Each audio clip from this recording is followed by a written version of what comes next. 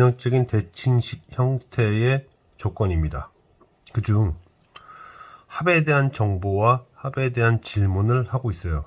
제가 말하는 전형적인 대칭식 형태라는 것은 주어진 식을 합과 곱으로 표현할 수 있는, 정확히 말하면 대칭식이라는 건 x, y를 서로 바꿔도 식이 바뀌지 않는 것을 말하는데요. 합과 곱은 x를 y로, y를 x로 바꿔도 바뀌지 않죠. 여기 준식도 그렇습니다. 합에 대한 정보를 묻고 있다. 합에 대한 질문을 하고 있습니다. 따라서 저는 이제 합을 a라고 두고 그 다음에 곱슬 라지 b로 이렇게 둔 다음 라지 b는 없애고 라지 a에 가는 식으로 바꾸겠어요. 이 식은 합의 제곱에서 곱의 2배를 빼고 다시 합의 2배를 한 식이고, 그 다음에 합의 제곱에서 곱의 2배를 뺀 다음 다시 더해야 되니까. 그런데 질문은 이 합이 항상 양수다 이렇게 하고 있습니다. 그래서 b를 없애고 b 대신에 a제곱 빼기 4 주고 이렇게 하고, 이 결과물이 k다. 그리고 나서 오른쪽으로 싹 다 넘기겠습니다. 넘겨버리면 여기서 마이너스 a제곱이 얘로 바뀌고, 그 다음에 2a가 넘어가서 이렇게 되고, 그 다음에 k 빼기 8 이렇게 되겠죠. 그리고 a는 양수입니다. 그러면 이 문제는 어떤 식이 되는 거냐면 라지 a가 양수가 되어야 한다. 즉 이러한 형태가 되거나 이러한 형태가 되어야겠다. 대칭축이 1이니까 축에 대한 정보는 필요가 없고요. 판별식부터 해야 됩니다. 판별식부터 하게 되면 이렇고, 축은 얘기할 필요가 없고, 그 다음에 경계값 0에서의 경계값이 즉 y절편 얘인데 0보다 크다. 그래서 이거를 정리해 보면 8보다 크고, 그 다음에 지금 계산을 제대로 했는지 확인해 봅시다. 자, 여기가 8이죠. b제곱 마이너스 ac 이런 식으로. 그러면은 k의 범위는 8보다 크고 그 다음에 9 이하다. a가 8이고 b가 9였으니까 ab 곱은 8, 9, 72 이런 문제입니다. 다음 문제의 형태는 약간 좀 오래된 형태이긴 하지만 우리가 이런 거죠. 이러한 형태가 나온다면 우리가 분리를 할 수 있어요. 이렇게 얘 따로 얘 따로. 그러니까 이제 사고방식은 이런 거죠. 이러한 형태로 주어지면 왼쪽 따로 오른쪽 따로 이런 계산이 됩니다. 그러니까 두 문자가 분모가 곱해져 있고 분자는 더해지거나 빼지거나 이런 형태라면 계산이 가능하지만, 얘처럼 오히려 더하기 빼기가 분모에 있어 버리면 이걸 활용할 수가 없습니다. 우리가 할 수 있는 건 이거밖에 없는데, 그러므로 우리 형태가 보이면 합곱이 분자에 있어야지 분모에 있으면 계산이 어렵다. 그러므로 저희는 이거를 뒤집을 거예요. 뒤집어서 계산이 가능한 형태로 바꿀 겁니다. 자, 그래서 계산이 가능한 형태로 바꾸기 위해서 우리는 뒤집을 텐데, 그중 이제 미리 써놓을게요. x, y, z는 0이 아니라고 그랬고 질문은 이랬는데, 저는 x가 뒤집어진 것을 그리고 y가 뒤집어진 것을 이런 식으로 둔 다음 이제 뒤집기를 가게 되면, 이제 이건 좀 이따 쓰고 x, y에 대해서 y를 앞에다 두고 이런 식으로, 그러면 이 결과물은 2분의 5가 되는데 얘는 x분의 1이죠. x분의 1. 그 다음에 이거는 y분의 2다. 이렇게 할 수 있습니다. 그러면 그 다음에는 yz, 3zy. 그러면 이쪽은 y분의 3. y분의 3이니까 3b. 그 다음에 z분의 1이니까 c. 그리고 4분의 13 이렇게 쓸 수 있어요. 그 다음은 별거 없죠. 그 다음은 zx의 x 플러스 z, z분의 1, 그 다음에 x분의 1, 그리고 4분의 3. 이 둘을 뺍니다. 빼면 2b 빼기 c, 그리고 4분의 7이 되죠. 4분의 10에서 3 이거 하니까. 그리고 여기는 3b 플러스 c. 이제 둘을 더합니다. 둘을 더하면 5b는 4분의 20. 따라서 b는 1. b가 1이라는 것을 어디다 집어넣냐? 여기다 집어넣으면 그러면 안 보이죠? b가 1이면은 a는 2분의 1 그리고 c는 4분의 1. 여기까지 이렇게 마무리가 됐습니다. a가 2분의 1이다. 그러면 x는 2란 뜻이고요. b가 1이다. y가 1이고 c가 4분의 1이다. z는 4란 뜻이니까 7이 되겠네요. 최고점 계수가 음수인 3차 다항식에 대해서 최고점 계수가 음수라고 나왔습니다. 함수를 x-2로 나눈 나머지가 마이너스 4다. 항등식이죠. f는 마이너스 4다. fx를 1차식으로 나눴을 때 나머지가 이 a와 관련된 식으로 되는 이러한 항등 상태에서 항등을 유지시켜주는 이 a가 1과 4뿐이다. 이 부분을 잘 활용해서 해결해야 되는데요. 자, 이 부분에 대한 해석이 중요합니다. 이 부분을 해석을 어떻게 할 것이냐. fx 빼기 a 세제곱은 x-a의 q. 이건 항등식이에요. 이 항등식에서 요 a가 이 x에 들어갔을 때 식이 0이 돼야 되는데 그러한 a가 1과 4만 있다는 뜻은 fx 빼기 이제 a에다 1을 넣어줘 볼게요. 1을 넣어줘 보면 여기 1이 들어가겠죠. 그리고 여기가 1의 세제곱이 될 겁니다.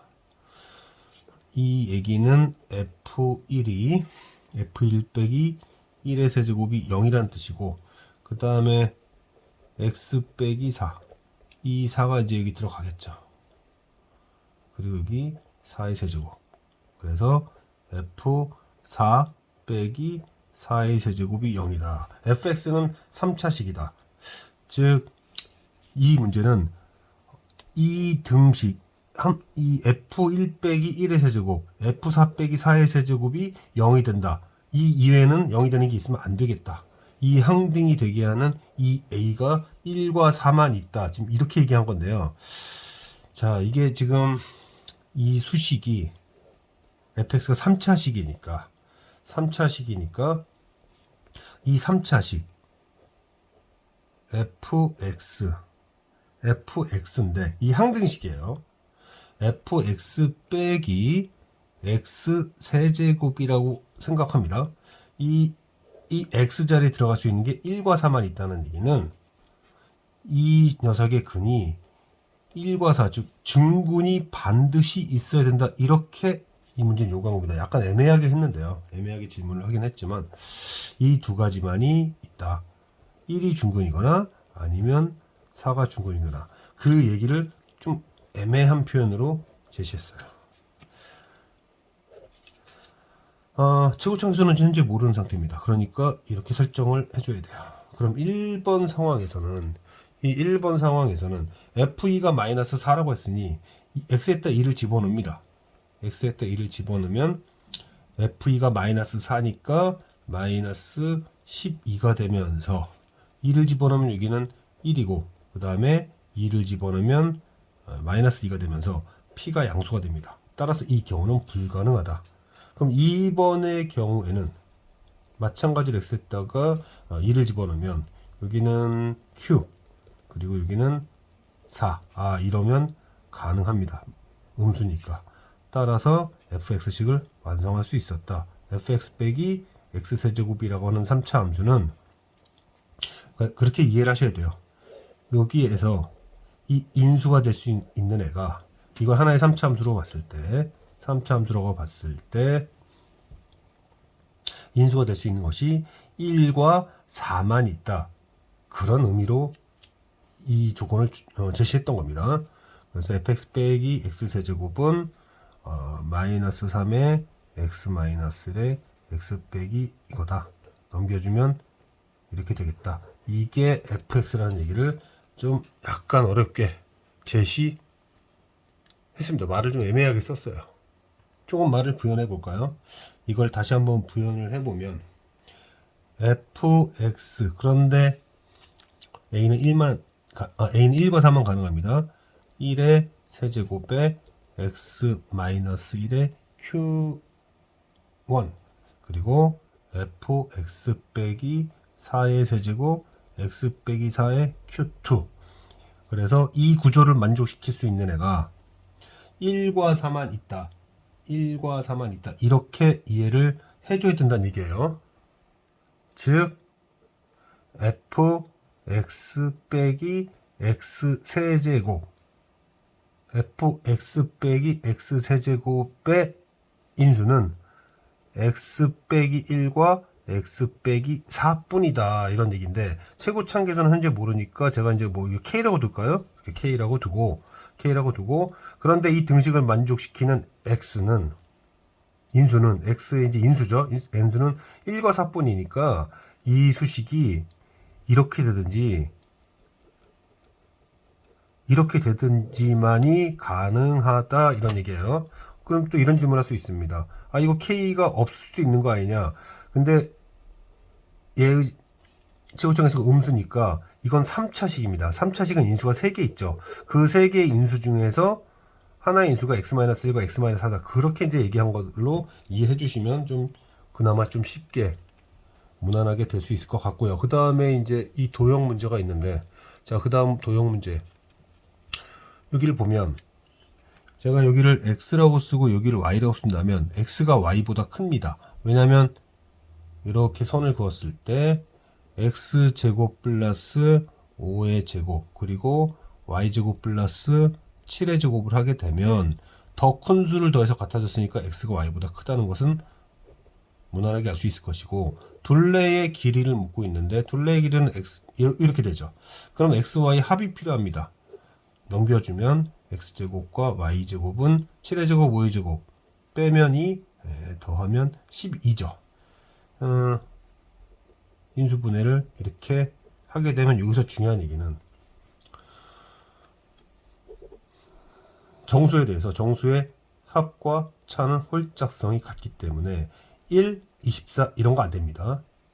근데 현재 오른쪽이 4의 배수 짝수죠. 그래서 여기가 10이고 2거나 아니면 여기가 6이고 4가 되는 이런 형태의 분류만이 가능하다. 즉 짝수면 짝수고 홀수면 홀수다. 그런데 오른쪽이 짝수다? 그러면 둘 다 짝수여야 된다. 그중 x, y 합이 더 큰 것은 12일 때니까 최대값은 24라고 할 수 있겠죠. 그 다음 문제 같은 경우에는 뭐 약간 변형된 문제로 기출문제로도 있는데 이건 좀 변형된 문제라고 봐야겠습니다. 중요한 부분은 뭐냐면 이 정사각형 ABCD가 1 아래쪽에 있다. 자 여기서 약간 부연 설명을 하면요. 우리가 이게 2차 그러니까 1차 이상 1차 이상이라 하지만 1차 초과의 다항함수라고 합시다. 좀 뭐 말이 어려울 수 있는데 x제곱이라는 게 있고 차수가 높아지잖아요. 차수가 높아지면 1이 되기 전까지는 차수가 높은 함수가 아래에 있습니다. 1 되기 전에 무언가를 만들었죠. 이 뭔가를 만들었을 때 특징을 한번 생각해야 되는데요. 무슨 얘기를 하고자 함이냐면 지금 y는 x제곱이 있습니다. 저는 그래서 변수를 여기부터 둘 거예요. 여기다 x좌표, 지금 a라는 문자를 쓰고 있죠? 문제에서 a라는 문자를 쓰고 있는 것 같습니다. 여기 보니까 정사각형 ABCD의 면적을 a 플러스 b 루트 5 이러니까 뭐 a라는 문자 쓰기보다 다른 문자 p를 쓸게요. p를 쓰게 되면 이 p의 x좌표가 p일 때 y좌표는 p 제곱이 됩니다. 여기가 p 제곱이란 얘기예요. 여기가 그러면 y좌표가 p 제곱이고 여기는 x니까 이런 식이 되죠. 즉 우리는 설정을 어떻게 하고 있는 거냐면 제곱을 하면 그러니까 여기 지수가 커지면 커질수록 실제로 작아진다. 이제 이거를 이용하겠다는 얘기입니다. 그러면은 이제 b좌표는 p 제곱 p 제곱이 되고요. 그 다음에 a의 좌표는 이제 이 함수에 들어가야 되는데 x가 p 제곱이고 y 값이 이런 식으로 되는 이래야지 계산의 효율성이 잘 나올 겁니다. 정사각형이라고 했으니 a의 A의 y좌표에서 B의 y좌표를 빼주고요. 그 다음 BC 길이는 오른쪽에 있는 P에서 왼쪽에 있는 P제곱을 빼주게 됩니다. 이러면 좀 계산이 좀 수월해질 겁니다. 이것도 인수분해를 해야 돼요. 인수분해를 하면 이거 1의 제곱이라고 보면 2를 더하면 P제곱, 얘에서 얘를 빼면 2 마이너스 P제곱. P는 0이 아니니까 약분을 합니다. P는 1은 아니지만 인수분해를 하기 위해서 오른쪽을 넘겨줬을 때 P의 후보가 1이 하나 보이죠. 물론 0이 되진 않지만 인수분해를 하기 위해서 P가 1도 가능했었다. 수식상에서는. 그런 다음에 이제 다시 이렇게 정리를 해주면 실제로 P는 여기에 있는 아이죠. 그래서 P를 구하게 된다면 2분의 마이너스 1 플러스 루트로 P의 값을 구할 수 있습니다.